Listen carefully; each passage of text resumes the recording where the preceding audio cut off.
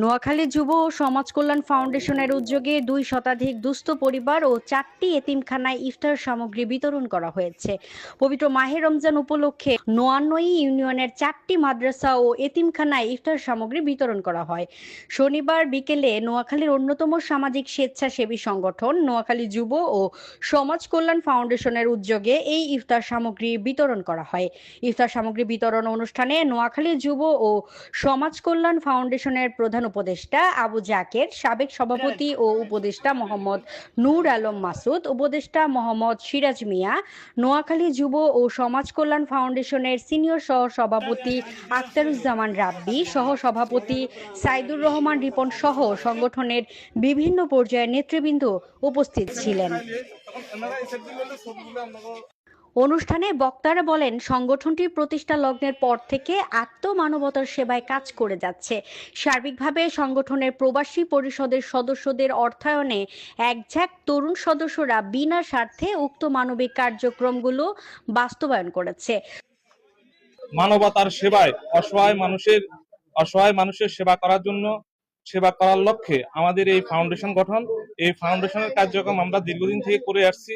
ভবিষ্যতে এই ফাউন্ডেশনকে আমরা নোয়াখালীর সর্ব জায়গায়, গ্রাম প্রত্যন্ত অঞ্চলে নোয়াখালীর সব জায়গায় পৌঁছে দেওয়ার চেষ্টা করব।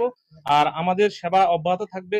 আমাদের এই ফাউন্ডেশনে আমাদের অনেক প্রবাসী ভাই অনুদান দিয়েছেন, ওনাদেরকে অসংখ্য ধন্যবাদ।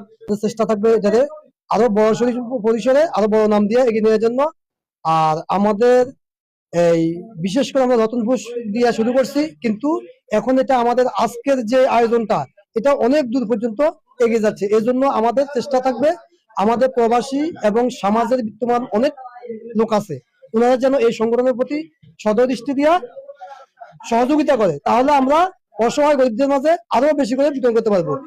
বিগত রমজান মাসেও আমরা এইভাবেই এই উদ্যোগ গ্রহণ করি এবং সবার ঘরে ঘরে আমরা ইফতার সামগ্রী এবং খাদ্য সামগ্রী এবং ঈদের সময় ঈদ উপহার পৌঁছে দিই। আমাদের ভবিষ্যতে আরো পরিকল্পনা আছে। আমরা সামনে যে রমজান ঈদ আসতেছে, ঈদ উল ফিতর, ওখানে আমরা ইনশাআল্লাহ ঈদ সামগ্রী পৌঁছে দিব এবং নোয়াখালী বিভিন্ন পর্যায়ে যে বিভিন্ন অসহায় দুস্থ মানুষের কল্যাণে আমরা ইনশাআল্লাহ কাজ করে যাব।